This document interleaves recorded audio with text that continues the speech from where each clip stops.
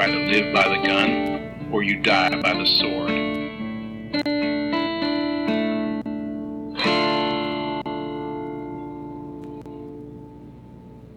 As promised, we are back with revenge, with one of the most iconic female revenge movies that inspired an arguably even more iconic female revenge movie, none other than Lady Snowblood.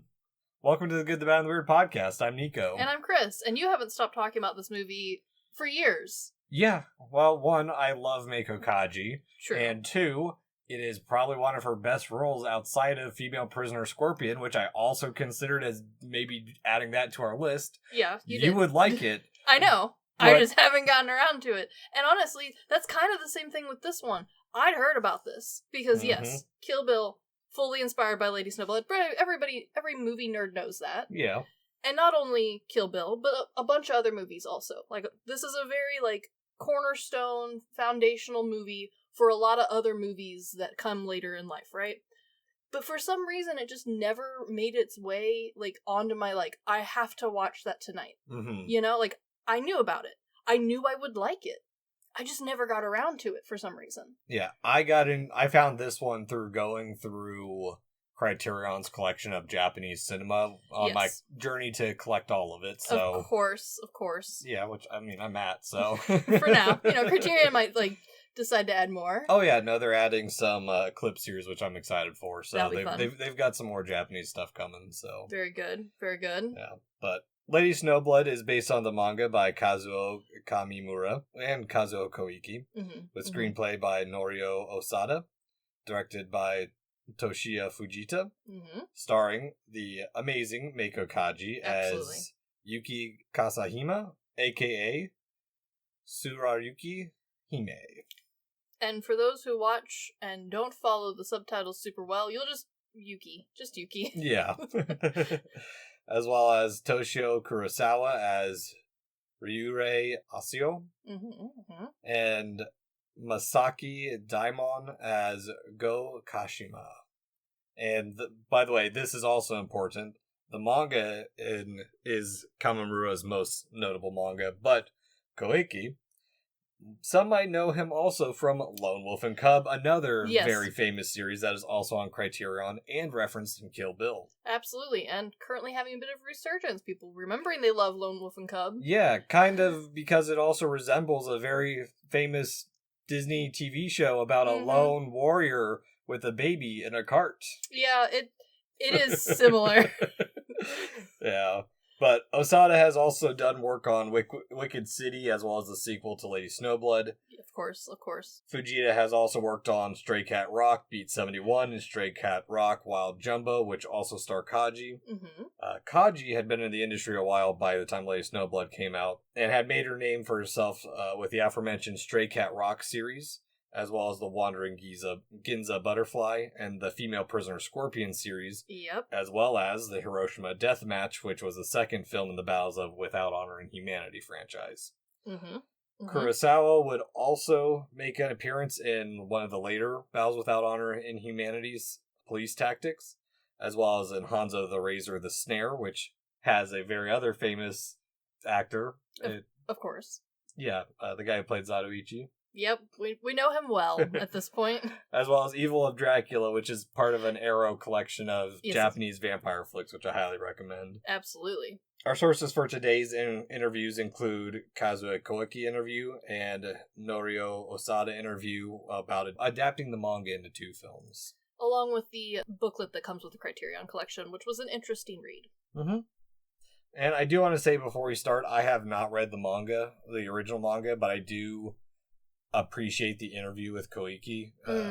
Say that he wrote Lady Snowblood as something he wanted to do instead of something that would sell, so we're kind of already starting off at an interesting trajectory of why this starts to be unique before it even became made into a movie. Absolutely. Because he'd done enough Assassins, and so he had wanted to do a female to counter it and also to counter the typical needs of women in these movies and roles to be protected and loved. Especially because this is a 1970s movie, 1973 to be precise. So manga coming before that was really hardcore. You're either way over the top, overly the most badass version that anything could possibly be, or you are just a supporting role, barely have a name. There's really no options for a female in the assassin world. Yeah, and just in the manga world in general, I mean, you're still at this era where it's heavily between two selling sources, really.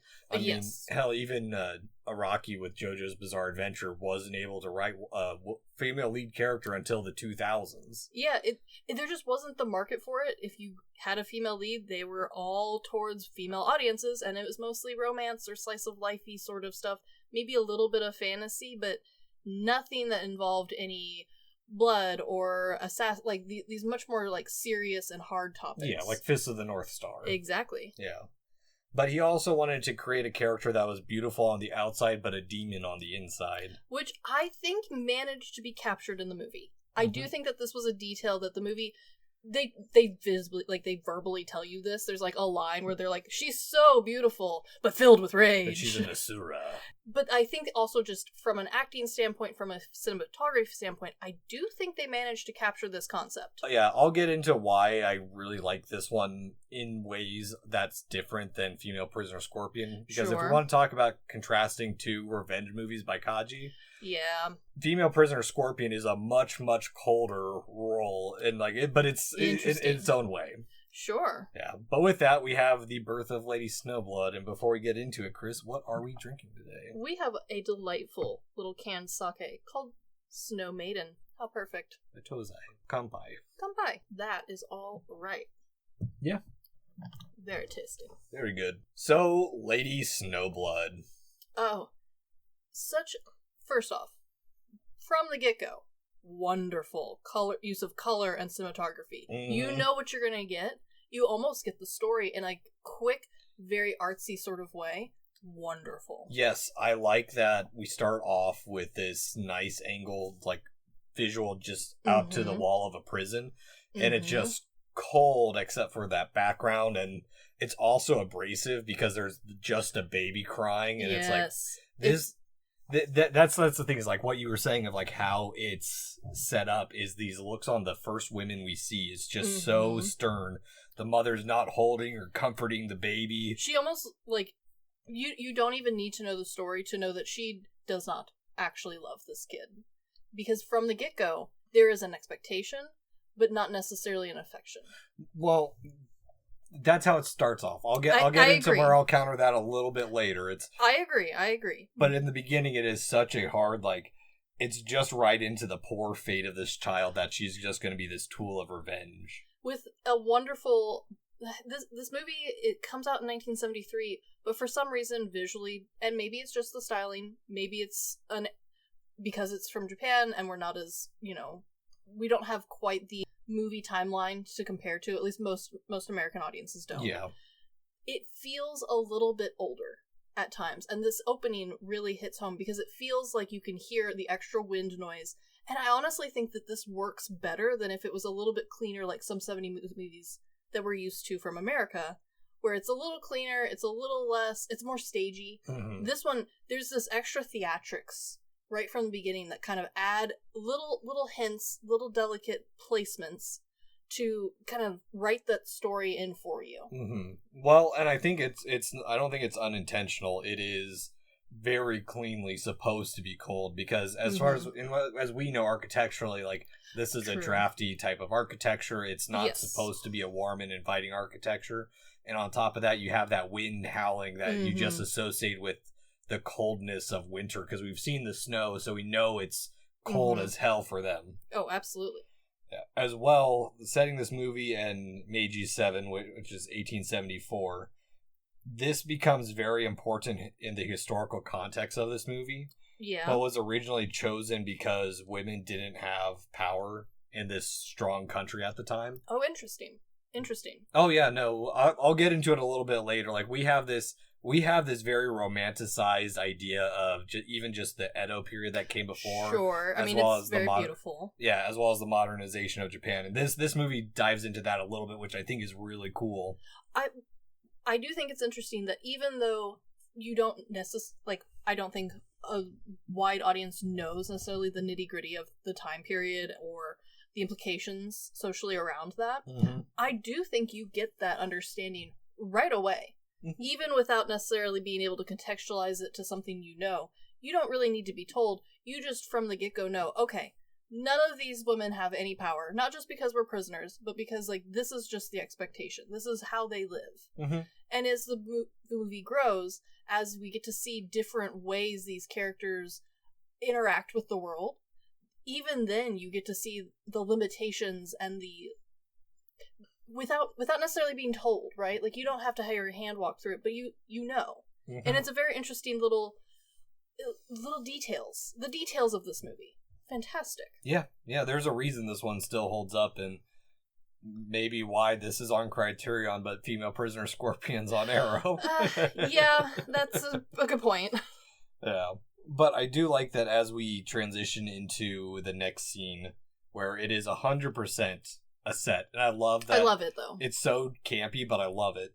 It is just the style of the movie, and it's how a bit choppy it is that I actually really like, because it works well with a manga setup of what I know of how the manga's written. It's done in a non-chronological order. Sure. And the goal was to keep the chapters and use the hyperbolic titles like novels, like in their novels and from classic Chinese styles literature. Sure. I can kind of see where they're going with that. I do think this one, while not told fully in order, we do get enough, and it's done in chapters. We have 4 very distinct chapters throughout this movie, which kind of break it up in a very nice, like, you're not surprised, but the little bits of story that you do get as you go, you quickly put the overall plot together.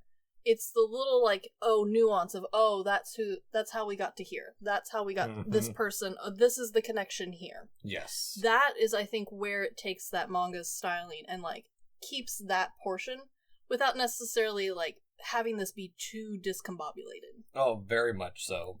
And it's also the first time we see Yuki, and she is just that pure image of coldness and refinement. And it partially was because of Female Prisoner Scorpion that they wanted to make use of that Kaji's persona. Sure. In something much more grand than a female prison movie. Sure. But it's also interesting that they show her undoubtedly cold. But the color choices around where and how they show her are very interesting for this movie. They show her with a lot of blues and purples. Yes, and on top of that, another nuance that most people probably don't recognize is she's also wearing a butterfly kimono. And I don't know if this was intentional or not, but the pattern works really well because in Japanese folklore, the butterfly symbolizes the souls or spirits of the living and dead. Interesting. So it's almost like she's carrying that grudge with her still. She's carrying that soul of maybe her mother that's cloaking her in that coldness as well. No, a very good imagery, yeah. Yeah, but also, we were a little bit serendipitous because this is also unintentionally tied to the classic fairy tales that we just covered previously. That is true. That is true. Yuki, or more importantly, the name Tsurayuki Hime, is an intentional play on Snow White, as the Japanese name is Shirayuki Hime. Interesting. Yeah. But it works, though, doesn't it? In a kind of sort of way, you see where we can kind of see that tie. And even the changing of the name slightly, because Asura is part of Tsurayuki Hime, coming from the hardest of the Buddhist paths, the Asura, which is the path of revenge that nothing can stop. Interesting, but makes sense. Yeah, no, it's again, it's all like the little bits that they add to this that once you start digging in, it's like, this has a lot more detail than you would think, especially going from seeing her and then wire flipping and blood hoses. Oh, the blood in this movie is fantastic. Oh, yeah. 10 out of 10 blood scenes, and we get to them right away. I appreciate that. At some point, we'll have to cover Sanjuro because that's where that came from. Absolutely. Another little, I guess not really little, a very in-your-face detail, too, is they partner her imagery up with this nice big paper umbrella. It's, of course, hiding the weapons, but it is also a way of subverting your looking at her in almost, and not just in a distraction sort of way, but she uses it in a way of like, oh, well, we know she's a beautiful moon, but you don't quite remember what she looks like because she's a little bit hidden behind the umbrella half the time.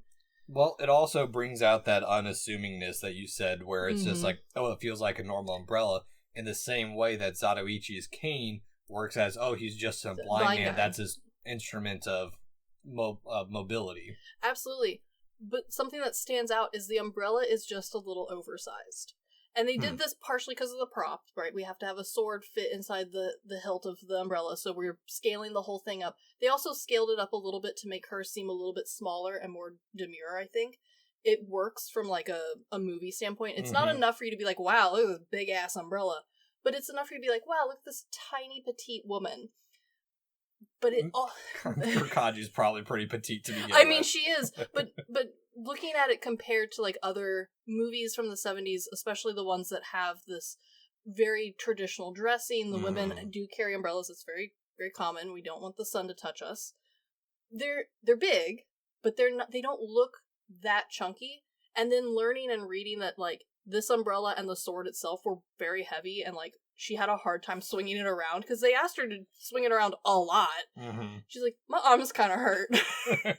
But it kind of makes sense, because you can feel the weight of this umbrella, and it feels almost symbolic of, like, this something that should be light and airy and easy to hold with one hand has this weight and power to it, but it's unassuming. Yes. And it's from the beginning, she tries so hard to hold it delicately, and yet it's always kind of dipping down. We're always in the path of closing and holding it under our arms because it's heavy. Yeah, probably a little top heavy. Definitely a little top heavy. But it works symbolically, too. Like, just from a movie standpoint, even though, like, practically it's just because the actress is tired of holding this damn thing all the time. But symbolically, like, it works as she's constantly having it dip down in front of her face. It's never truly holding the sun away from her. It's always blocking her and whoever's in front of her. It then moves to under her arm almost the same way you would hold a sword in a sheath, even though it's unassuming, and it's just a little lady with her giant umbrella. Yeah. And I could not find anything saying other than the fact that this was very heavy and she complained about holding it and swinging it around all the time. I couldn't find anywhere saying art-wise that was, like, their intentions and that was their directions. But it's consistent throughout the whole movie. Yeah, it's some of those stuff where it's like, oh, that'd be cool, but maybe it works a little bit better than they were intending. I wonder sometimes, yeah. Yeah. Well, and on top of that, and this kind of leads a little bit more so into the next movie, but has some way in this movie. The assassination target is wearing a paperboy hat. True, an interesting touch. And I'll bring this up because these Western influences play a lot more into the movie in a few more scenes. But on top of that, just real quick, I think the one thing that you bring up is that it's not that it's just unassuming. Her movements turn killing into an art rather than a simple way of survival. Like with Zatoichi, his method of killing is more for survival than anything. Well, and the other thing with Zatoichi is the fighting itself feels a little bit more flashy in Zatoichi. You can feel the training, you can feel the intention behind it. And while we're shown and proved later on in this movie that she is trained, she is undoubtedly a well-trained assassin, she makes the act of killing seem effortless. And then the amount of blood that comes out of these people, it makes it almost that the death itself is more artful than the overcomplicated movements we would see in a fight scene today.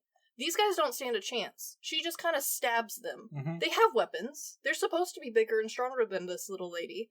And yet these 3-ish guys, they're dead in a matter of seconds. They barely get to talk. Yeah, that just shows her skill, because we do see her train a little bit too. We do. Especially with the Crazy Man. Well, the song that we see even before that she's trained, because we see her practicing on her travels, which is paired really well with the waves crashing behind her that still make it feel cold and tied to snow in some way or another. Absolutely. Very good imagery. And I like that as we've seen, initially while we've seen her cold, I like that while she's amongst the flowers, her kimono is still blue and snow-like.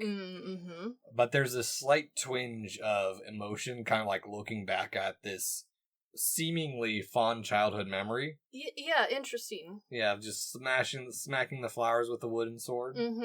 But we'll get into why that has like that. It's a bit tainted once you watch further into the movie. True. I also find it interesting that this movie, and again, maybe I don't know how intentional it is, but the colors at times are incredibly oversaturated. And oh yeah, to the point where the film's overexposed. Yeah, and I kind of appreciate it in ways because her blue isn't the icy blue that you would think of when we're talking about cold. It is a bright blue, but it contrasts because it's a little bit too overexposed at times. Would you call it a powder blue? Yeah, but it's an intensity that like an icy blue usually kind of fades into like almost a white, right? That's where we like kind of make the connection between it. This blue is a undoubtable blue. Mm-hmm. It's an undoubtable blue, but it's a almost too bright of a blue compared to the rest of the set behind her. It's a pale blue. In the same way that the red is too red at times. Yeah. Like the color almost doesn't make sense in the rest of the world or the set, but it makes her stand out and almost become this other thing in the same way the blood almost becomes this not real item because it's so red. Almost like how she almost feels like the Yuki Onna in like Kaidan or the Snow Woman. No, it has a very similar vibe to it, and it applies to kind of her whole character. Her skin, once we get to like the village scene coming up here in a few seconds, like her skin is too white and perfect, and part of it is like this overexposure of her, and everyone else looks like the Monty Python, like grovel. Well, I'll get into that. That's why I wanted to talk about the history a little bit more because there's a lot of stuff that's packed in this movie that if you don't know, it's just like you make a basic assumption like you just did with it's Monty Python peasants. I mean, yes, but you also don't necessarily like come away too shallow. I think. Like you get the point of the movie without necessarily knowing it all. Exactly. For me, it makes it more interesting once you know that little bit. Absolutely. Because they also do use a narrator to, like, set up the era of unrest, of the unheard of common folk, and setting her up as this grand anti-hero for them. And yet she's not. She's not for them. Yes. No, well, she is a little bit. The idea of her is. Yes, the idea of her is. But I think it's important information because the Meiji Restoration, while we have this romanticization of it, of like, they modernized and they became a great power that led to them in World War II. I mean, it's a very popular era for the animes and the love stories to be set. Yeah, or just slightly before the Edo era. Yeah. But it is important to know that this was a very turbulent time, and Japan did not have as easy time as modernization as we would like to think. Sure. And the movie isn't even a decade into that restoration, which is why it's interesting seeing the start of like the Western influence and Yuki sitting as a bit of a traditionalist icon against those elements. That's true. She's always shown very traditionally in this movie. Mm-hmm. And that's something Osada wanted to explore more so heavily in the second movie. Makes sense. What is lost in the name of progress. Interesting. A bit of Western influence versus Japaneseness. Sure. But it's also something we've seen in Japanese cinemas early on, especially in like 1943's Sanshiro Sugata, which was Akira Kurosawa, and surprisingly came out during our occupation of Japan, where it has the opening scene is him beating up some Marines. True. So there's kind of like that back and forth of, you guys are kind of not welcome here a little bit. Yeah, I also do find it interesting that by showing her dressed, hair, makeup, all of it very traditionally, they also show how that would influence her. So, like, as she walks into town, she has to little shuffle because she's wearing the silly shoes. And she's got a kimono on, which does not allow for big steps. You have to kind of tiptoe walk your way around. And yet it does not stop her from murdering lots of people. Nope, because that's how good she is. Which I kind of like that they don't emphasize it. They let the audience kind of pick up on this. Oh, yeah. Well, and I think also, it's not necessarily 100% that, because also the narrator does a good job of setting her up with the line that people say you can't wash away the mud of the world with pure white snow. You need Asura snow, stained fiery red. Wonderfully poetic. Yeah. And it sets the tone nicely because there is a lot of poetic or very specifically imagery-based parts to this movie, so it kind of sets you up to be thinking like, oh, this isn't just an action movie, this isn't just a murder story or a revenge story. This is going to be somewhat a poetic take on all of this. Oh yeah, 100%, because so when we get into the slums, Yes. The slums are very a choice. It's not even... these aren't even the slums of the city. These are the slums because, as we learned, this is a clan of beggars. Yes, it is. It sure is. Also known as the Heenan, which translates to non-humans. The outcasts. They were the lowest class in the Edo period, something that the Meiji Restoration was trying to abolish at the era this movie is set in. And it's something that's so hard-grained, baked into Japanese society that this is still a group of people that face discrimination today, even though that there's laws against it. So interesting. Her coming to them for help and her being out of place is even more so out of place, knowing this context of like she's technically associating with what society doesn't even deem as humans. Very interesting. I know I made the reference to Monty Python, though it was a bit of a jest.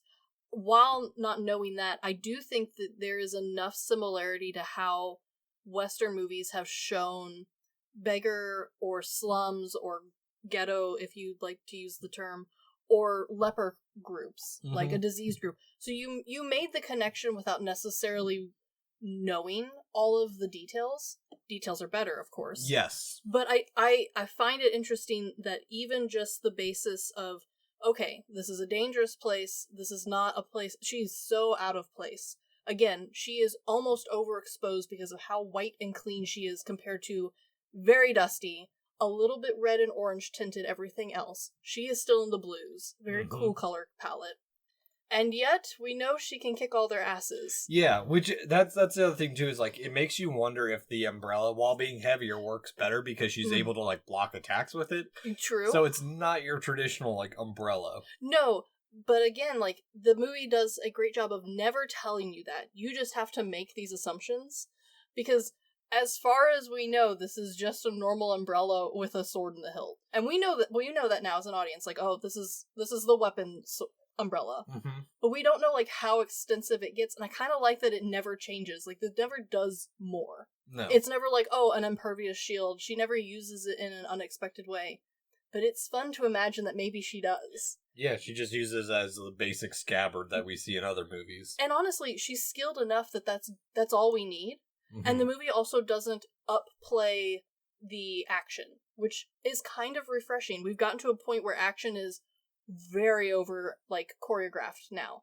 Everyone can throw a punch. Every single bar fight takes 8 to 10 minutes because everybody in the bar can actually fight. Yeah. She's fighting a bunch of guys who just, like, have always thrown their body weight around. She doesn't need to be fast, like, be better in that way. She can just stab them. Well, it also makes it more intimate, too, because she's having to fight in close quarters compared to, like... And I know there's plenty of samurai fiction out there that depicts the katana as being, like, the weapon, when it's like... No, they were archers and spearmen that were, like, the two big things. The katana was the last line of defense, so, like, her getting there close and personal with not even a full katana. Yeah, a little stabby blade. Yeah, it's more of a dagger than an actual sword. Yeah.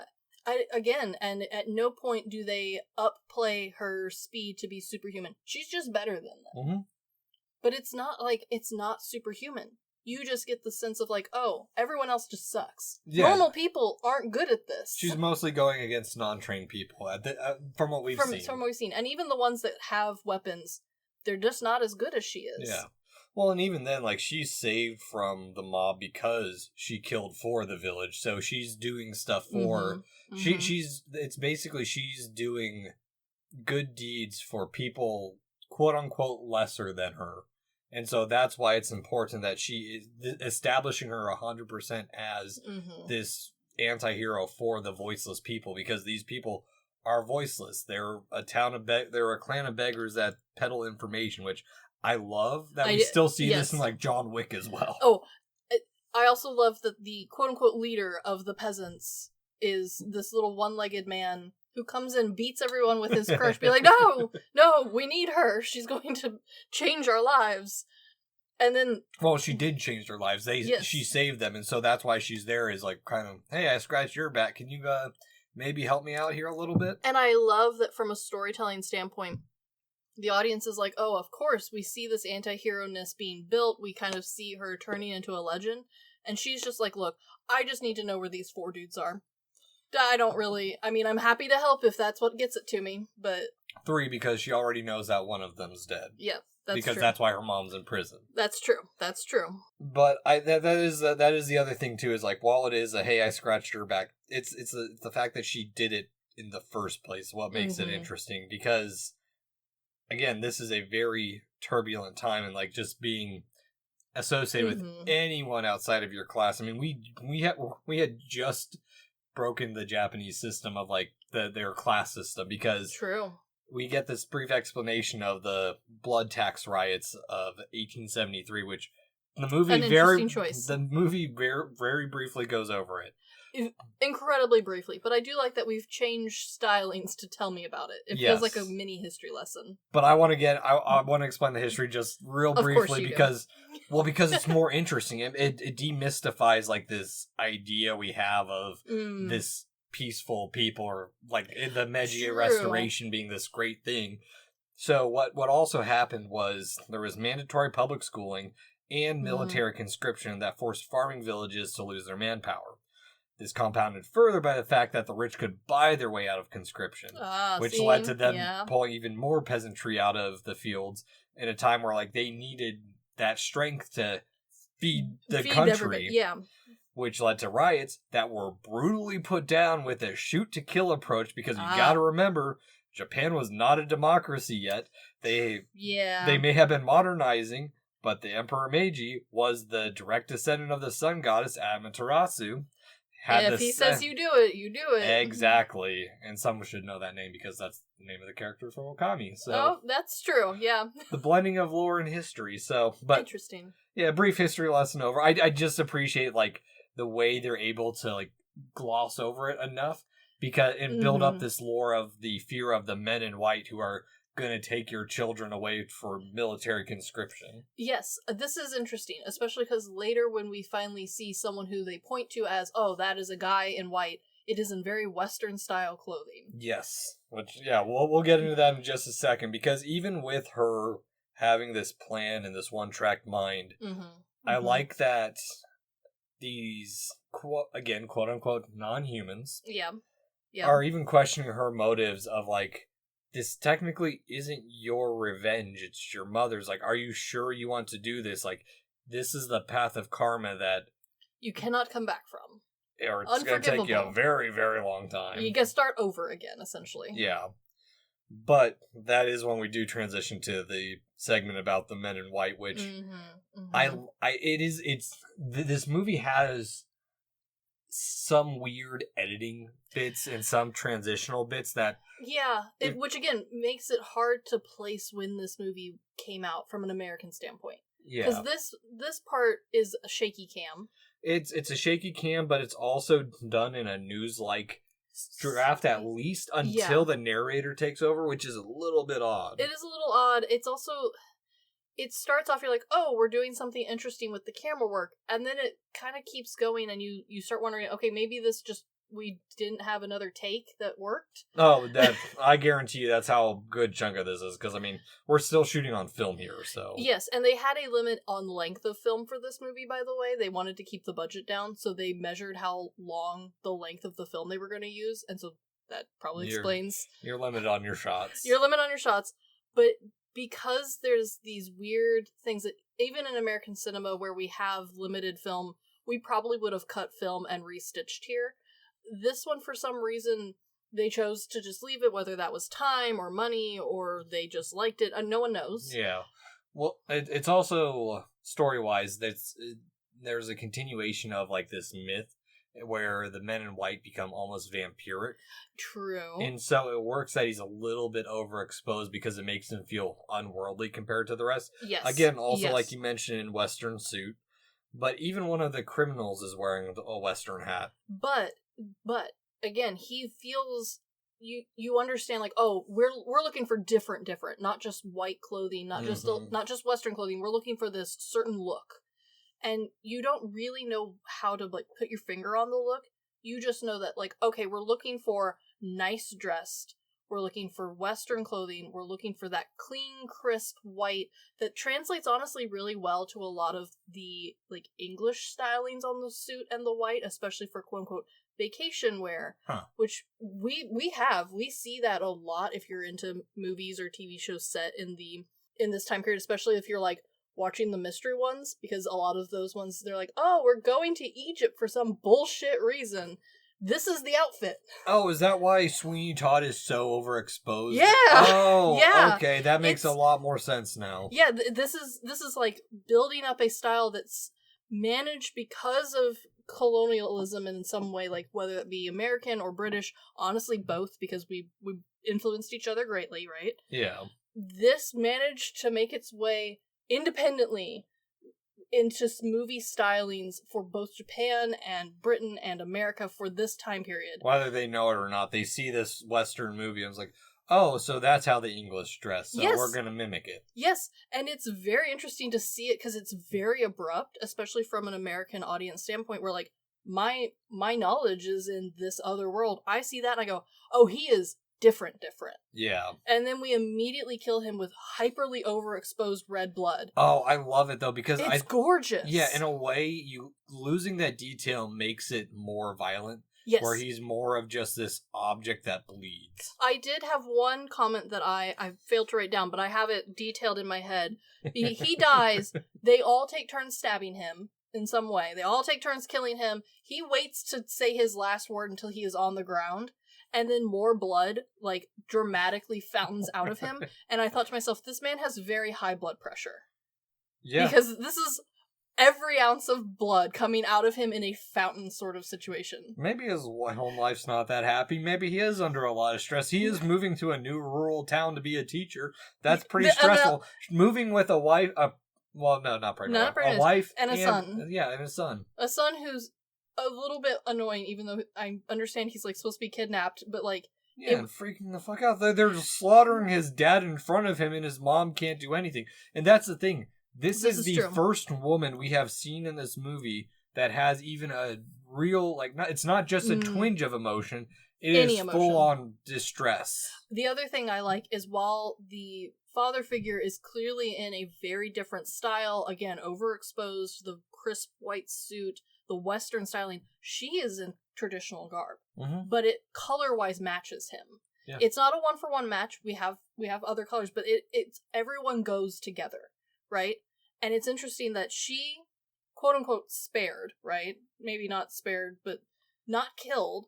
Both husband and son, whose son is also in Western, bright, almost a mini version of father, both dead. Yeah. Well, it also works into the whole washing the mud of the world away. It has to be cleansed with the blood of, or an Asura snow stained fiery red. Mm-hmm. His suit ends up being that way too. Is like, for these people, that's the only way that they're gonna survive is to kill this guy. It's the cycle of revenge of like trying to survive in a very violent and tumultuous world. And again, an incredibly artsy shot of the husband's blood seeping into the mud next to the flowers that are blue and white, and the son's blood seeping into this cute little river. No, we haven't even got there yet. That's true. Because here's the thing. I thought, because it's been a minute since I rewatched this, but setting up the training and the abandon of the emotion, where she's going to visit these two markers of her half-kid brother's fate, which I thought originally was like the sensibility of like, oh, we're going to avoid killing a child on screen, to then cut to him with his head bashed in. Yeah, it's brutal. Like leaking into a river while his mom is getting raped. Yeah, terrible. But here's also why, here's part of the reason I wanted to do this over Female Prisoner Scorpion. While there is more, Female Prisoner Scorpion has more sexiness to it, and I do appreciate the part of the women raping the guards. Sure. It's kind of that, like, the reversal. Yeah, it's a nice reversal of the rape and revenge story. This is only because Koke didn't want to write gratuitous sex scenes in the original Lady Snowblood, because he said there was no reason to, and they were boring to draw the same thing over and over again. And so I see the point there. Yeah. And so the only time there is sexiness in his manga is to make the men drop their guards. And interesting, which I would argue there is a similarity in this movie. Granted, we show a lot. This movie's not grotesque, but it is upsetting. Yes. No. If that makes sense. Yeah, no, it can be, because here's the thing, is like the order they show this, because we go from the killing of the parents to the graves to us seeing that that Yuki's birth is actually emotional compared to the opening, because the mom is like so sorry that she has to do this. And it's like you can tell that she wants to hold her child, but in order for her to become an Asura, she has to do. She cannot have her mother's love. Yes, yeah, and an interesting choice. It shows that devotion to the revenge, and doesn't care if she dies, so long as her child can enact this revenge. And so it still makes the opening cold, but it's a sorrowful cold instead of just a pure unemotional coldness. This movie does something that I think a lot of revenge stories don't quite hit, and it's that it ties the grief into the revenge very nicely, and it does so while it touches all the points. We see everything, but because some of the film is overexposed, because of how we've chosen camera angles, and because we've agreed, partially based off of the source material but also from the director, not to be overly grotesque with anything, it comes across in a very almost thoughtful way, that makes sense. It's thoughtful and artistic, because another thing that I wanted to appreciate with this is that, yes, there is a rape scene in this movie. Yes. And we did try staying heavily away from that rape and revenge for the female revenge, because it's tried and true, or it's tried out a little bit. It's well done. But this one is done where it's so brief and silent, with only the sound of the watermill as the only effect against the screams. That the way they work this movie, it transitions back into like the screams of her anguish turn into the screams of the anguish of birth. So it's poetic, but not in a necessarily happy way. Yeah, because it feels like one continuous motion of this rape has led to this what should have been a happy time of the child's birth. Exactly. No, and again, it's partially, even though the cinematography in this movie is rough. At times.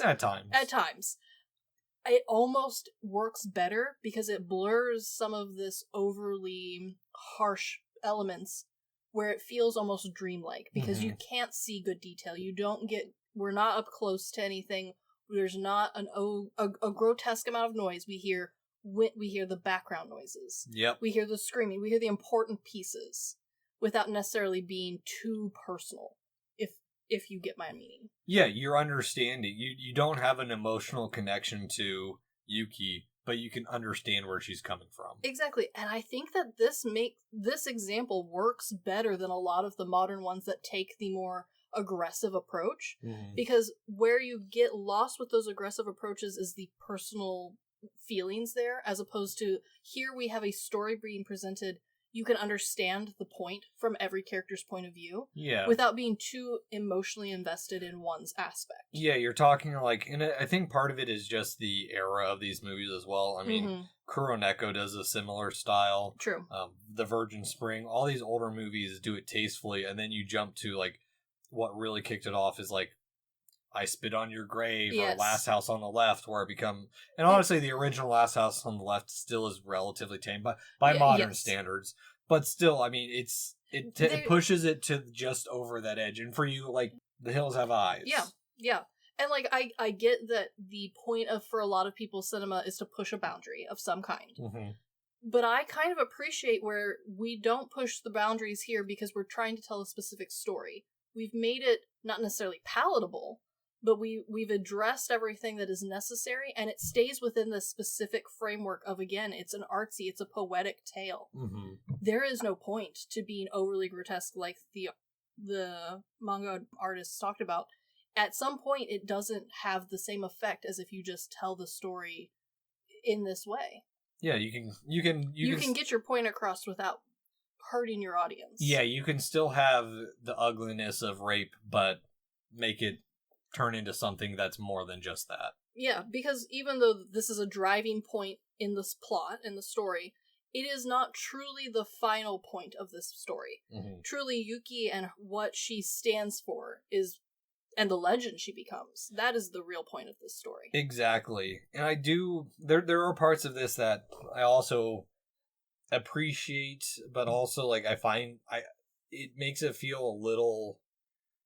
Well, no, it makes the revenge even more justified because we learned that all of this is just the guys who killed the man in white, her dad, was just a greedy scheme to protect or to steal money from this poor village of like, yeah, we'll make sure that the men in white don't take your kids, even though that wasn't the purpose. Yeah. So it's this petty kind of bullshit that led to petty fear-mongering that led to her father's death and led to her having to travel the path of the Asura. And that works so well because it comes back around to both the outsiders giving her aid. They see her as like, oh, well, you know that this isn't your fight, but we support you. They did terrible stuff. We're all for you. If this is what you want to do, absolutely have at. And then it turns around once we get farther in the story of that base works well for a lot of the characters, a lot of the nation in this story to be like, I can get behind her being against that. Of course, that sounds terrible. Oh yeah, very much so. I mean, it's a decent enough low level of evil to fight against. Yes, and I like that we are given a nice, good number to work with. While there's technically 4, we only have to fight 3. Yeah. And from a story point, 3 is a beautiful number for a plot. Well, and on top of that, it works well because while the mom's in jail because she killed the first guy, it allows her to be anonymous and close to it without her mother, like, being, like, they'll recognize the mom. Oh, absolutely. The other thing that I like about this is, with a more modern tale of revenge, we see example being Kill Bill, where we technically have this storybook number of bad guys to kill, but the amount of minions around that bad guy like slowly increases to ludicrous numbers.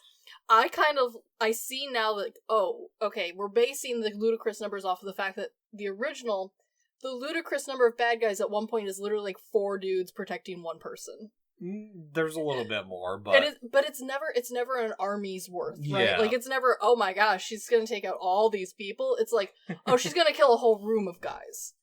6. It's a lot, but it's no Kill Bill.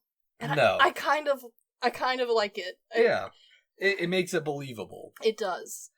Well, and on top of that, like, this movie does get super depressing. It does. Especially with the last bit of sorrow for the mother, who's like, you can tell that she really wanted to be there. Like, have that last comfort of holding her baby, but, like, she still dies. Yeah. And just that steam coming off the body is a cool shot, which, now that I think about that, it's upsetting, but it's not just the steam, but, like, they kind of gray her out a little bit. She's, like, very quickly, despite it being freezing cold, and this body would have been fairly well preserved for a little while, like, they give her extra double chin, which is rude, but, like, they take away her beauty in death.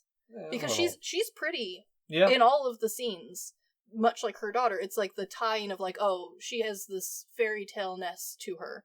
And then at the end, they're like, and now she's dead.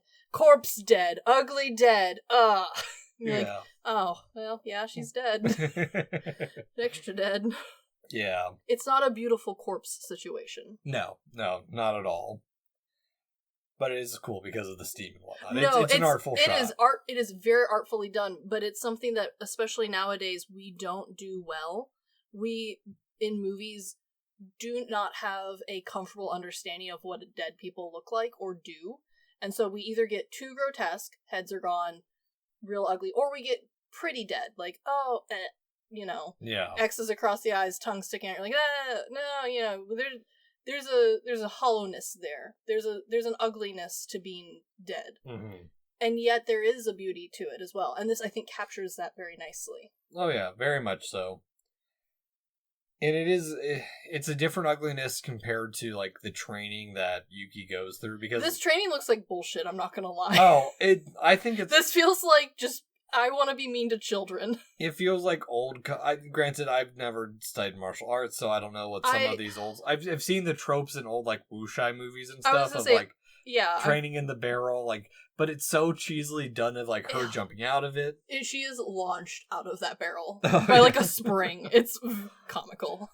Well, but there are parts of the scene I like, of, like, her cutting that field of flowers doesn't feel as cute as, like, a fond memory like we first thought it was.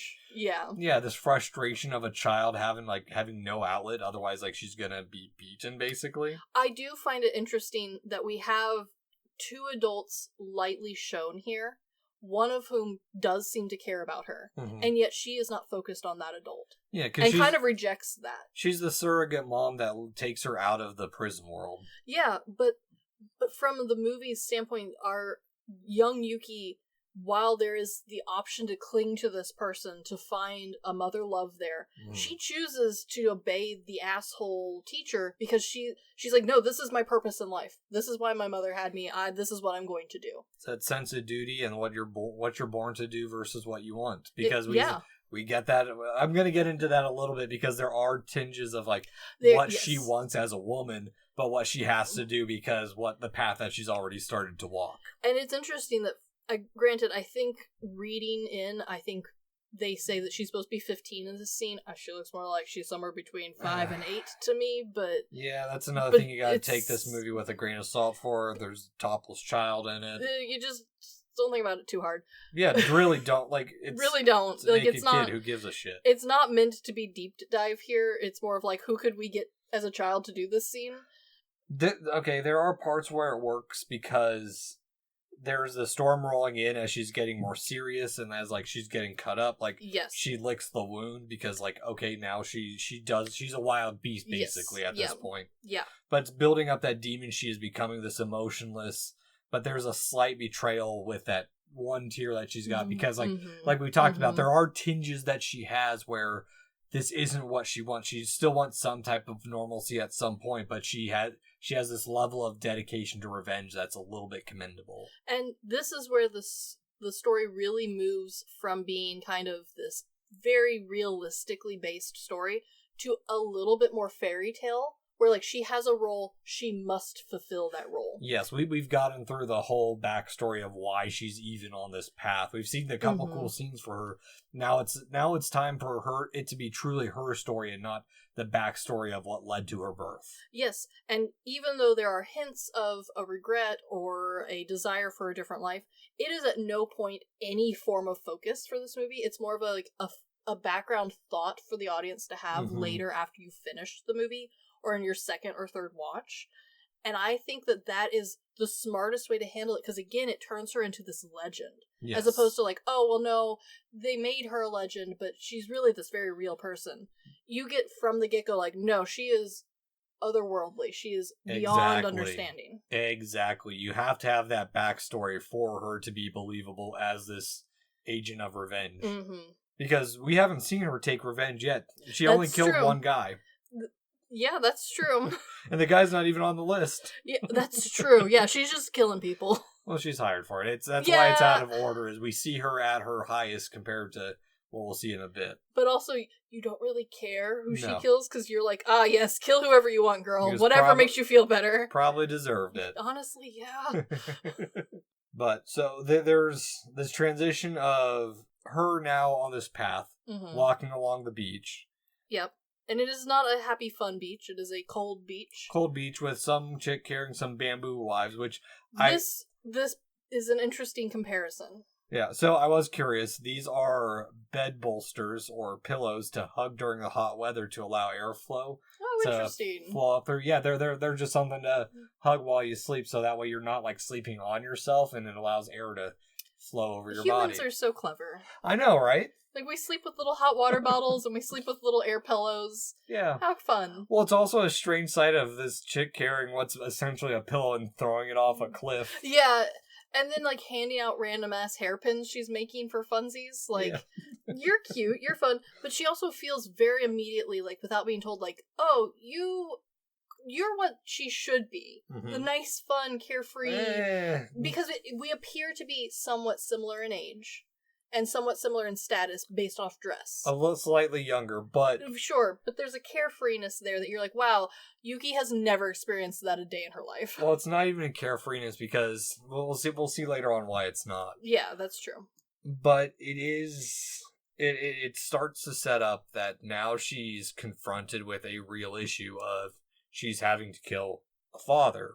Yeah, an interesting conundrum for someone who's just been murdering random men in the street. Yeah, well, and to be fair, the last person we saw, as far as we know, Yeah, there was no family shown on screen. So That's he is true. he is a nameless bureaucrat or some higher noble who deserved whatever he got. It is interesting that she's never thought about them having family till now. No, not really. Because she doesn't have one. Well, so that's the thing, is this movie is told in an unchronological timeline. That's true. That first guy, is he the guy that they killed to get information from the beggars, or True. is he post this entire movie? That's true. We don't know. Yeah. But I do like that while they set up that there's this conundrum, Bonzo, the guy she's there to kill, is even more of a despicable character as we learn that he's leaning on his daughter, who we find out is whoring herself out. Yep. To pay for his shitty lifestyle. I appreciate that this movie does not try too hard to overcomplicate the people she's out to kill. No. Because it makes it a much faster story than her being like, and he's a good dad, and he's a nice guy. No, he's a dick. He just has a nice daughter. He's a scumbag with a little bit of depth and some paranoia. Yes, and a terrible gambling addiction. I'll get into that in just a second, because I do like that when we do get to the gambling, it's this untrusting den of wolves, and there's this laser focus from Yuki if she has her eyes on him the entire night. Yes, and it's not a fun way. It's like a, the snake is looking at me sort of stare. Oh, yeah. It's wonderfully acted. It knows that he's in debt while wasting his money. Is like, you're a horrible person, and you're still trying to cheat as well. Yes. You're trying to make it big. And I love that from the moment he steps foot in, you can feel the disgust from her. Uh-huh. There is this like, your daughter is so sweet and so kind, and you're this. Disgusting. Yeah. And also, showing a slight changing of times. Mm-hmm. And granted, I didn't do a whole lot of research on this. I'm just mainly using my memory of other Yakuza and gambling older Japanese set movies. You gotta love a gambling. Is they're using paper money compared to other movies where you either see Ryu or those wooden planks used. Oh, that's true. There's the paper money involved. Yeah. There's also an interesting ritualness to this gambling den, which I like a lot because it gives kind of the same setting as like the blackjack table or the poker table that would be in a Western film here. So it translates really well of like, okay, you understand what's happening. She's in charge of the cards. She's in charge of the gambling, essentially. Dice. The dice, in this case. In the same way that, like, the dealer is. Mm-hmm. And so even though you don't necessarily know all the context, you don't understand the money or the time period or even how the game is played, you already know, like, okay, you understand the stakes at large. Exactly. Yeah. Well, and even then, like, that's something that her as a character, she has this little bit of compassion where she doesn't call him out for cheating. The Yakuza do. Mm-hmm. Mm-hmm. But she has this little bit of compassion, at least, from saving him from being tortured, at least. True. And it also, in a way, gives the daughter a way out, and it gives him kind of this last meal of, like, she still has this compassion and treats them as humans compared to how they treated her father. True. And at times you think, this is the more merciful route than... Oh, no. and then the movie progresses and you're like, oh, never mind. No, it's immediately to this hyper-focus of, like, I'm going to escort you where you finally belong. The ocean. Die. Yeah, no. And again, it is a very brutal scene. She does not hold back. She kills him, drags him up a cliff, and then chucks his body off the cliff. And yet, it is very artistically shot. Well, it's not just artistically shot, but it's the way they build up the story of, like, we saw the rape scene, but we find out that it was 3 days and nights of her that this was done to her mother. So it's like, you didn't show us the 3 days and nights. You just did this. Yes. There is always a level of rage underneath what we thought we knew. Which is where I think the interestingness of where the manga, from what I understand from the bits I was managed to read before this, it's a little bit more convoluted. The story's a little bit more hard to piece together. This one, it's more of like, the details. You kind of get the gist, but the details you do not know. Exactly. It's like comparing. There's movies based around the horrible murder of Junko Furuta. Yes. The girl in the concrete barrel. Mm-hmm. There's a movie that came out, I think, in the 90s called Concrete that's all about that. And it gets a little brutal. poignant on the name there. Yeah, it gets very brutal. But then also you see something else later on in the attempted reboot of the Female Prisoner Scorpion franchise in the, I want to say, 80s? Something like that, 80s or 90s? No, it was in the 90s, where she falls out of escapes a concrete barrel. Yeah. So it's like, it's those kind of comparisons of like, okay, you know what happened because of the historical context in one compared to like this one where it's like, okay, we'll do the one little bit, but we won't even go into it. We'll reveal it through a word later. Yes. And each time her wrath makes more sense why she continues on the path. Because honestly, like, this would have been an interesting spot for there to be like your daughter is really sweet, change your ways and maybe I'll revisit you in a couple years. No. She says, no, I am here for a purpose, and the purpose is your death. Yeah, your death is justified regardless of where you're at now. Exactly. But the one thing I do love about the scene is while she hauled him up a cliff to do all of this. Which I love that they show her just dragging him by the arm up the cliff. Not realistic, but I love the imagery of this taking her all afternoon, all evening to drag him. That's not my favorite part of it. It's when he's falling and the wind catches the doll and it just like flips real quick. Yeah, I also love that either because of just when they cut or if they were like, oh, it looks really bad after the doll gets caught by the wind. They cut it in almost the comedic style where it's just like a second too long on the screen where you're like, and? Yeah, it goes back to like, they had so much reels that they had to do that. This was the only shot they could do. This was the only time. And knowing that, you're like, oh, that's why. Of course, no problem. But when you're just watching this the first time, you sit there going, are we gonna cut to something here? It's just it's an odd little bit that just adds this almost dark humor that isn't meant to be present in this film. But because this film is, unfortunately, just a little bit badly shot at times, there's a couple of scenes that are funny. The blood squirting is one, this is another one, and then the oversaturation occasionally you're like, I can't see. Yeah. Yeah. And even with all that stuff, I do like how her journey gets derailed real quick, because it was like, oh, this is going smoothly. The next one's going to be even more over the top and fun. And it's just like, no, it's already dead. He's already dead. And so like her outburst is like that little bit of like, she's not getting the catharsis of following the journey through to its end, because now technically 3 are gone and there's only one left. Only the one. And I love, again, each one of these deaths is broken up by a chapter. We get like a full name. It's a little bit poetic. It's long. Yeah. I love this. Blood-soaked umbrella. Grief scattered like flowers. Fantastic. Love it. Kind of wish more movies would do this, because honestly, this is where I pause if I'm going to get a little drink. I'm like, oh, chapter. Click. Let me go get my snack real quick and be right back. Yep. It also kind of sets you up for like what you hope might happen this chapter. We get a little hint. We get a little teaser. And it also sets the mood for how you should be thinking about this film. Oh, we're thinking about Snowblood at the beginning because we've got that beautiful poetic mentioning happening. Now we're thinking about mud and how the blood will like be ties to that. And now over here we're talking about completely different things. Again, pointing you into where they're looking at the symbolism for this movie. Oh, very much so. And like when we talk about like the symbolism of like the Western influences, especially with this next person where we find out that they're a scumbag in the opiate trade. And yes, a topic that, especially again, if you're into the same kind of movies I am, you're well familiar with this portion. This gets redone a lot in movies. Yeah, mostly in China, but yeah, but it's not unheard of for it to be from just quote unquote Asia. Yeah. Just vague. Vague Eastern mythical Asia, where we always have to put in mythical creatures like the wall. Yeah. I'm not saying they're doing well, but I'm saying that at least at this point, the symbolism between how the West is influencing Japan becomes very apparent for someone who's not as familiar with the history or with Japanese cinema. Yeah, very much so.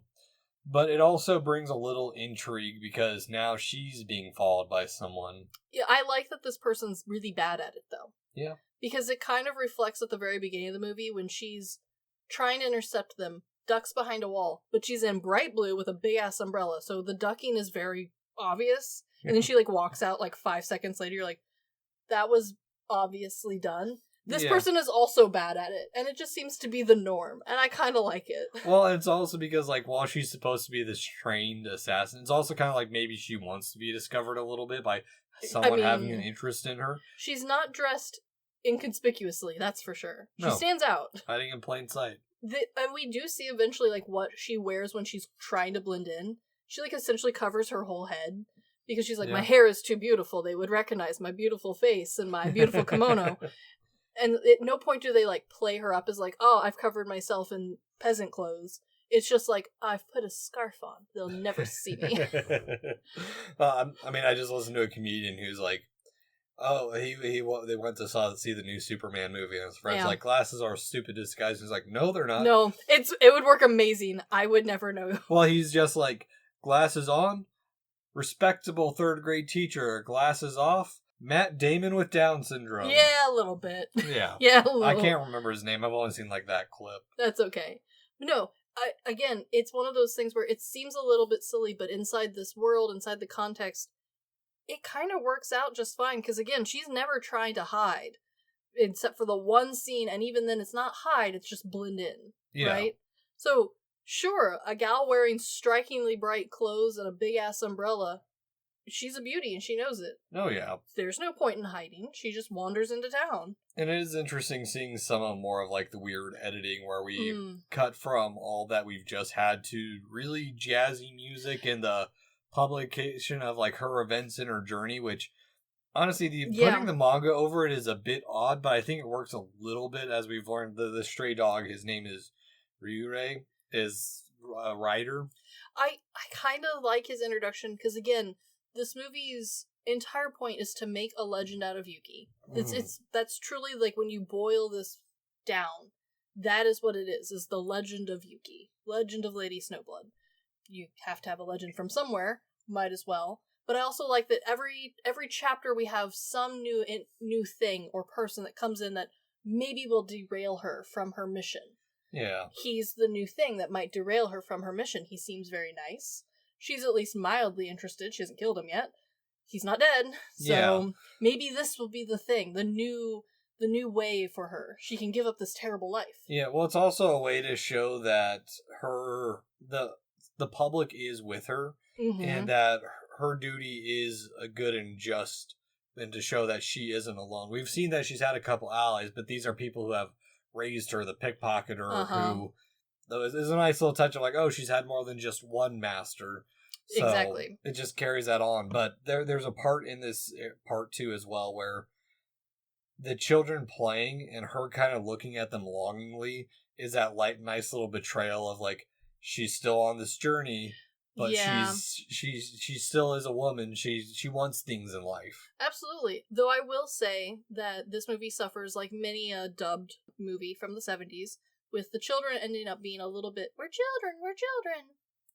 Just the tiniest bit. Yeah, they're fine. They're barely in this movie, so I'll give them a pass. Yeah, nice Kung Pao reference. Thank you. But I also like that while we have this positive side building up for her, the daughter of Bonzo tracks her down to build the danger.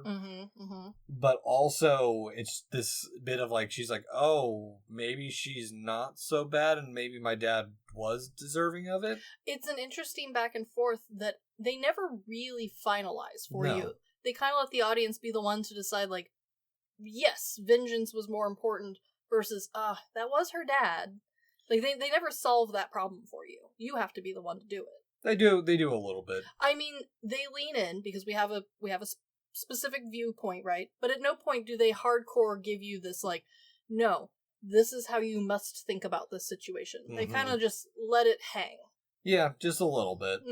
But I do also appreciate that the writer is arrested for his story of Yuki being too realistic. Of stupidest thing I've ever heard, because it I don't think at any point in the movie do they have the characters be like, no, it's total fiction. My silly fiction. Well, it doesn't matter because we know that these are corrupt cops from the get-go because the arrest is so stupid. It is the dumbest arrest.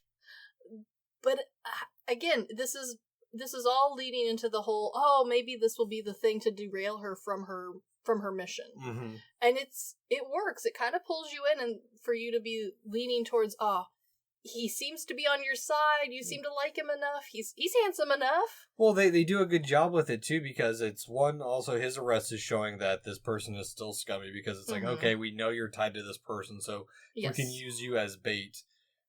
It's a good beating scene, but it shows that he's a loyal love interest who's willing to sacrifice himself for her sake because we have that bit where he sticks his head in the tub of water, like almost like he's gonna drown himself, so he won't ever give in to it. Yes, it is again very poetic. And I like that while they know she's on the way, the lady she's there to kill, I forgot to write her name down. It's okay. Is praying in the old ways. Yes, that is an interesting juxtaposition, especially towards the end of the film, where it gets very Western very quick, very modern very quick. Yeah, especially like the way they shoot this whole scene of her killing these guys, and she's holding up against everyone else real well now. True. And even like it's in the old ways, but the people are using revolvers against her. Yes, an interesting choice because they're also not overly stylized revolvers like a lot of 70s films would pick to like focus in on this is the gun. Yeah. Because honestly, let's be real. Gun people and movie people go hand in hand very quickly. Oh man, we were watching RoboCop last night and your husband and Phil were just going on about it. Yeah. On about like, oh, what's this gun? Yeah, it's the same with helicopters and planes and movie people. You cannot call the wrong helicopter by the wrong name, or the entire helicopter community will tell you about it for the rest of time. Fucking nerds. Yes. I kind of appreciate that this movie didn't care. And they're just like, guns? Yeah, they're guns. Don't worry about it. They're blurry guns. You can barely see the guns. Don't worry about what type of guns they are. Very much so. But it also does some cool shots of, like, the POV of her searching for the killer against the dripping of blood. Yes, yeah. And then just also her still breaking that cold, emotionless person because that reveal of being robbed again of true revenge. Yes. But she at least is able to desecrate the corpse by cutting it in half. It looks really cool, too. It looks cool. But it's that silence and just the blood dripping. Like, this movie's use of just sound effects for what's happening. And the sound effects aren't too, quote-unquote, gushy, if that makes sense. You get just enough without it being in the verge of horror elements, right? It's very red. It's very blood gushing everywhere. But it's missing the meat squishing noises that would normally accompany a like gory movie like this. Yeah. And I kind of like it because, again, it moves it from horror into this kind of artsy sort of mind frame. Very much so. And yeah, it's just a good way of just really wrecking her what could have been a really clean revenge story. Yeah, and this is very interesting too because I don't think this is a style or a story choice that would happen a whole lot now as a more modern female revenge story. We like when, especially like example Kill Bill, inspired by this, where she gets her revenge 9 times out of 10. It's the one disappointment that you're like, that was the disappointment. Yes. This movie, she's only gotten to kill one of these people. Yeah. That's not a great record. No, I mean, it's not. And she spent her whole life preparing for this, to be robbed of this satisfaction. Yeah, 3 times. Yeah, the one purpose you ever had. Well, technically twice. Technically twice so far. Technically twice. Or no, technically once, because the first time she didn't even have a say in it. She wasn't born for that kill. That's true. We will negate that one. Yeah. But the disappointment in it is palatable. And it's not in the same way that a modern one would hold on until the end for that disappointment and then make the character choose between continuing this path of vengeance and finishing the job. This one, it's like just disappointment for disappointment's sake. Just like you're this is just how life is. Yeah, your journey's at the end. And even the line from the narrator, "Can the bloodied snow return to its gentle purity?" And it's like That's a pretty kind of depressing way Yeah. of putting this, because you set her up as this great anti-hero of the blood of the world can only be cleansed by the Asura of snow stained fiery red, and it's like, now you're like, well, can it ever be pure again? It's like, that's terrible. Exactly. And like, she even can't fully let go. I mean, it's a reflection on the perceived journey's end. Mm-hmm. And even then, like, while the author's name is like, while he's trying to sit there and like continue the story as well, he's at this block. Yeah. I like that this blurry figure arrives, and the final target has made something for himself, and the point that he's reinvented who he is. Yes. And the connection with him crossing out the last chapter of like, there won't be a final chapter of Lady Snowblood. Oh, perfect. The perfect way to finish. Oh, and he sets up the best part of being the the most modern enemy compared to what Snowblood is. Is he's an arms dealer. Perfect. It's the perfect way. He's the modernization of weaponry compared to her. So traditional. Exactly. So traditional. And even then with like Ryu's secret, when like he reveals it to Lady Snowblood, it's this like realization on her face of like, oh, so that's why he was interested in me. It wasn't because it was me. Mm-hmm. It was because he's kind of tied to his dad. But it also, being aided by the child of your target is rather telling of how scummy of a person as he was, because even Ryu thought that he was dead. Yeah, it is an interesting, again, adding a layer to these villains where you don't need to sympathize or pity them. No. Their death feels right, which adds to that vengeance for the audience. It adds to the anger and rage. You feel so justified in it for her. And that is perfect. Very much so, especially leading up to the final location of the kill, where it's the Pleasure Palace, the final scene or the title of it, The Pleasure Palace, final scene of carnage. And then we move into the most modern setting yet. Yes, well, one also to note, she has her opening kimono. Yes. And she's leaving behind the umbrella with now putting it in the back of her kimono. Yeah, that's true. And yes, like you said, it is the most modern part. It's an elegant Western international party where she is so out of place for this. And not just any party, a masquerade ball. Which is interesting because this would have been a completely Western, but very popular and stylized idea. And she's not wearing a mask either herself. No, and she's wearing a traditional kimono again. Granted, it's party worthy. She's dressed very nicely. Like, she is dressed appropriately, technically, but we see that everyone else is full masquerade style.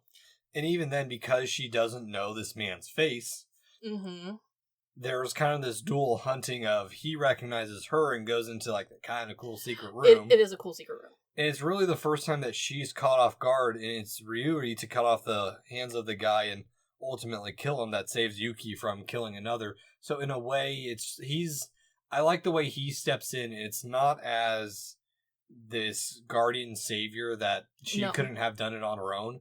In a way, it's him trying to keep her a little bit more pure than she could have gone, and trying to keep her from falling further into the path of the Asura. It also gives him a nice wrap up for what, essentially, if you think very long about it, his own revenge. Because he talks about, like, no, this man's terrible and ruined my life in many ways. Yeah, well, and it's a solid fake out as well, because like, oh shit, well, now he stepped in and it's like, oh wait, there's a mirror in here. Guns. Exactly. And yeah, we finally get to guns. These ones are clear. We can see these guns. I don't care if they're correct. Yeah, but it also makes sense because of course the final guy is going to use the guns. And trickery. And we know that there's trickery from the get-go. It's all pre-alluded to with the whole masquerade ball part. He's got secret mirrors to watch people. And he's got a silly room with a magic door that opens weird. He's already faked his death once. This is all very almost like cartoon villain. Faked his death twice. He has faked his death. Hosted a masquerade ball. Has a hidden room with a twisty door. Has mirrors that he can see people through, and also clown your way through to be like, haha, where am I at? You can't find me. Yeah. Which, honestly, I like the way they build up, like, his end with Ryurei having to sacrifice himself, and, like, that little moment of hesitation from Yuki. Of, like, you can tell, like, this is the man for her. Yes. But in order for her to actually get her full catharsis, she has to run both of them through, yeah. And again, we spent just enough time with him that her hesitation feels the same as the audience's amount. Where it's like, oh, he would have been really great. But this is more important, yeah. Yeah, it makes her ascension to that Asura as even more, like, harrowing, because now it's not just carrying her mother's revenge, it's carrying her own. Her love interest's revenge. It's not even carrying her own revenge, it's carrying her love interest's revenge. And having to sacrifice him to fulfill both of their desires. And as we see with, again, the ending of this movie escalating her into this godlike status of revenge character, where she's no longer just herself, she is the fictional creation of herself. She's now carrying a lot of the nation's upsetness as her own. Well, and on top of that, just carrying the nation, that's interesting because when the dude falls down, he's an arms dealer, he's carrying the ideas of the westernization, pulling the Japanese flag down with him is like, okay, so his downfall is also the downfall of the Japanese, or of the Japanese society. Again, so much poeticness and visually stunning. But yeah, it's all very intertwined, very symbolic. Oh, very much so. And that's why, like, after all this has happened, the days feel so good, because now it feels like she's lost that it's over. She's left her sword behind. Yeah, she doesn't need it anymore, technically. She's able to start showing a little bit of sorrow before she's stabbed by the daughter. And it's like, it works so well, because technically now that daughter's had a bit of her revenge.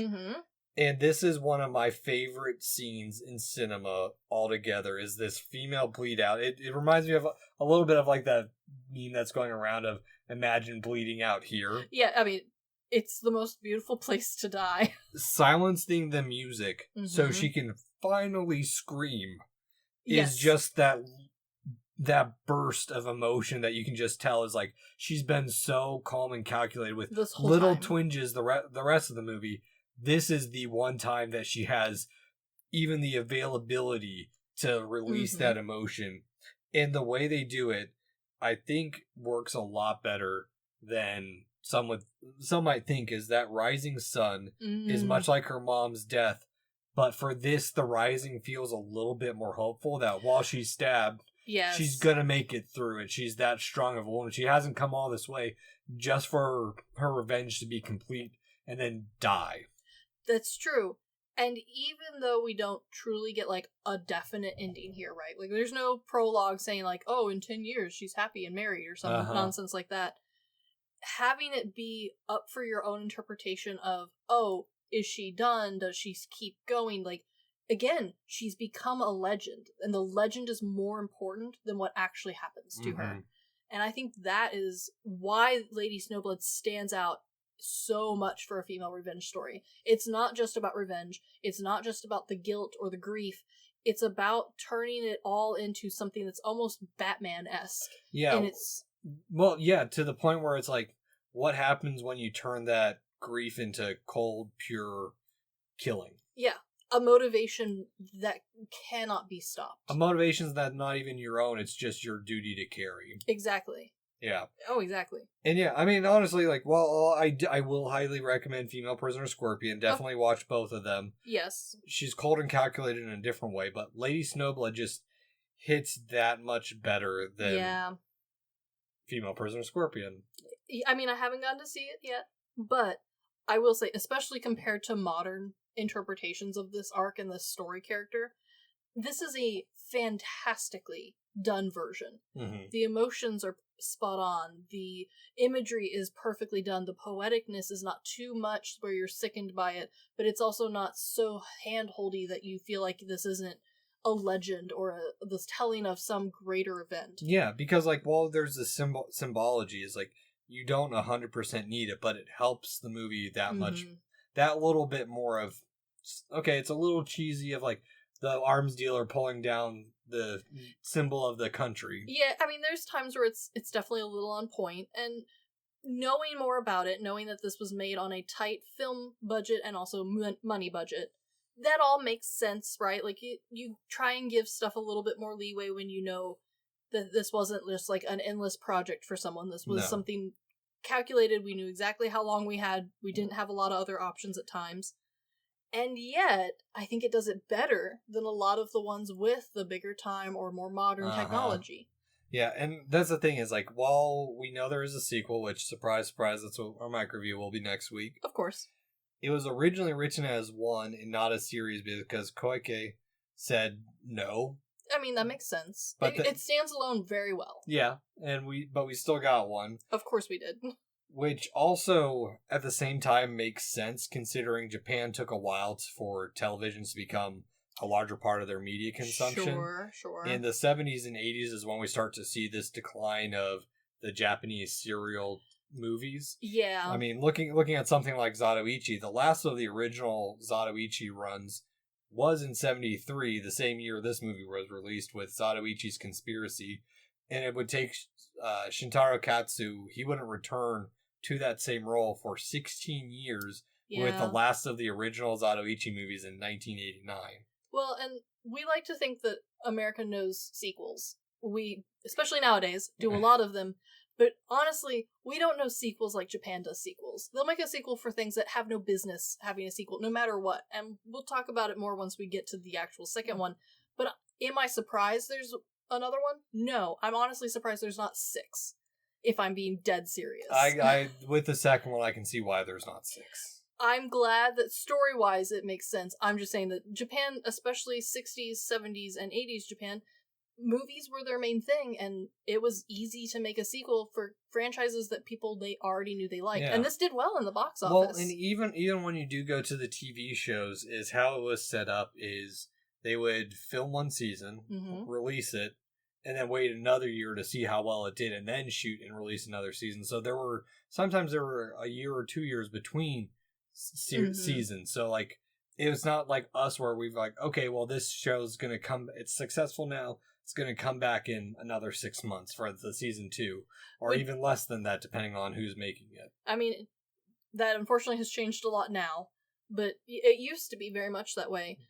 Japan was similar to how we sit now with a lot of our TV, especially our movies. They were already doing that 60s and 70s. Like, oh, this made money in the box office. We will do something at nothing else by the same name. Yeah. But like we brought this up many times. Lady Snowblood, highly influential for films like Kill Bill, which I guess Kaji said that Tarantino made the cast and crew watch Lady Snowblood during breaks. That makes sense. That tracks. But it's also had some other adaptations. There is a 1977 unofficial remake in Hong Kong.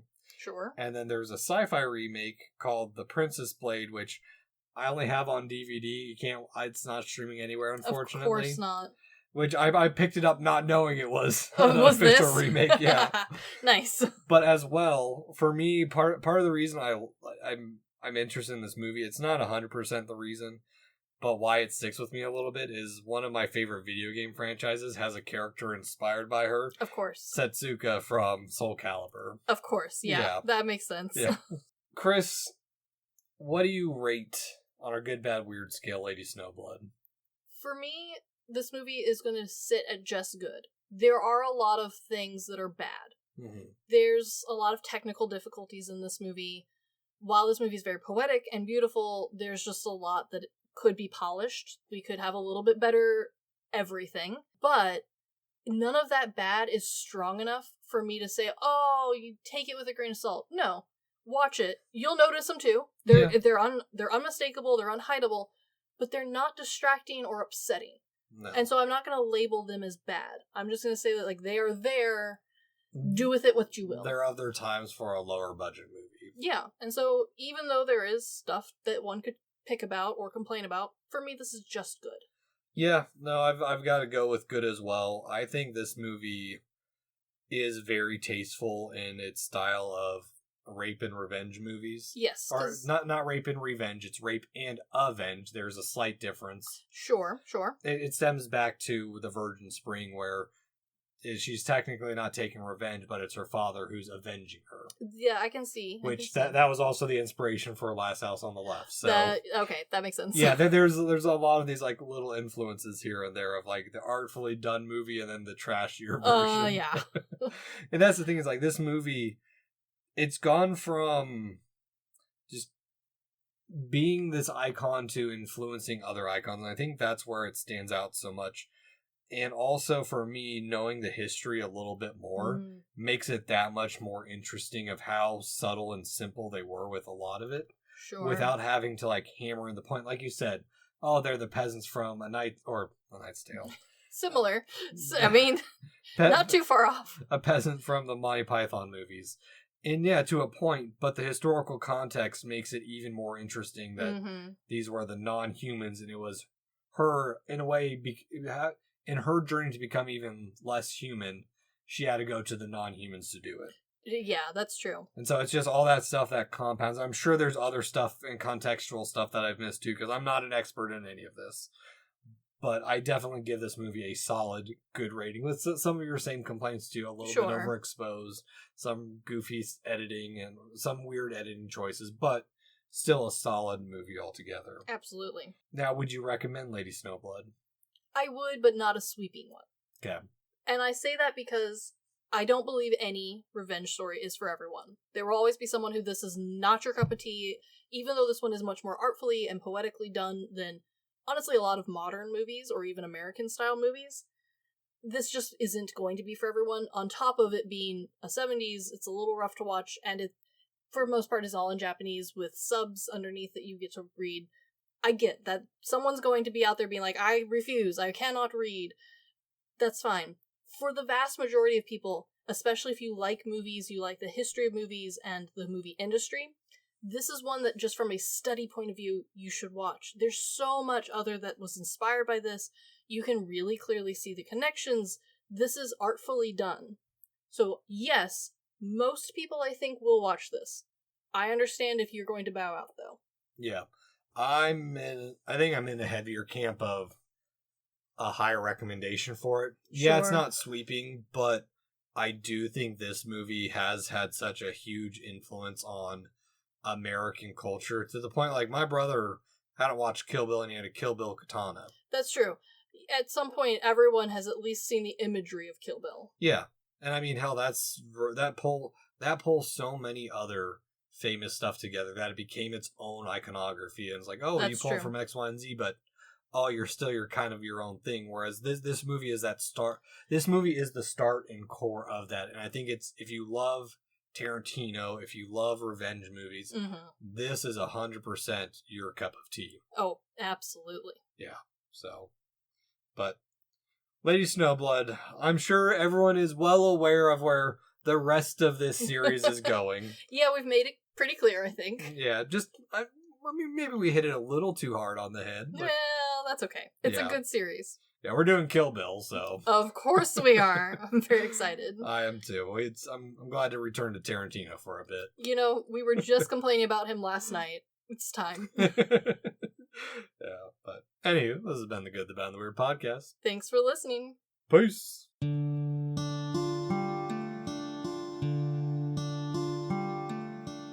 Thank you for stopping by this here town of the Good, the Bad, and the Weird. We appreciate your listenership, and if you want more of our takes in your life, feel free to check us out on social media at The Good, the Bad, and the Weird Podcast, or TGTBTW for short. As well, if we missed a fact, your favorite part of a movie, or just have a suggestion and want to reach out and say howdy, feel free to email us at tgtbtwpodcast@gmail.com.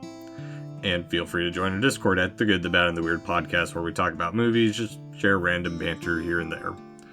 And always check out our podcasters, streamers, or any other content creator we shout out in our episodes. We really appreciate it. And as always, thank you for listening. Peace.